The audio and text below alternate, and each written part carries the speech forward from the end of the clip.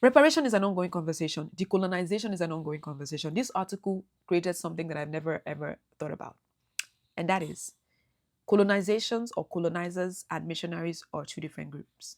They had two different agendas. The colonizers came to loot and they looted. Missionaries, on the other hand, they came to bring people to light, share the gospel, translate Bibles into languages, and they mingle with the local people on the continent as well. So now this person is saying we shouldn't look at, according to this article, some part of the article pointed this out. The lens that we're looking at colonizers should not be the same lens that we look at missionary. What are your thoughts on that? Because I've always grouped missionaries and colonizers together. I always thought they do the same thing. I think they came to do the same thing. But this article is changing my mind and it's allowing me to see the positive side of missionaries, right?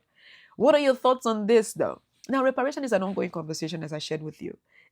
But my thing is, if the Europeans, England, they decide to give money to Africa, different countries on the continent, who exactly is going to be getting the money? Because this article is an ongoing conversation. I've seen this twice this year so far, right?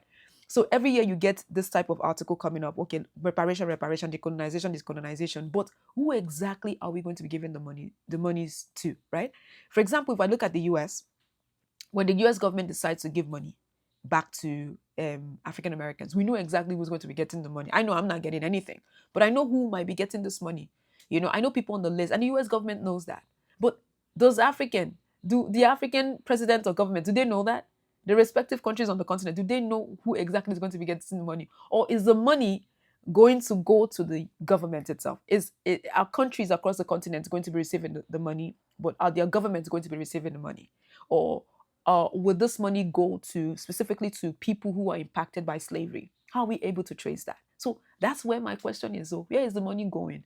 Who exactly is going to be getting this money that we are screaming about? What are your thoughts on this? This is such a loaded article. It's encouraging me to do a deeper dive into this. But share your thoughts below. Emotion is my name, and I'm a visual storyteller who happens to be visually impaired, and I so love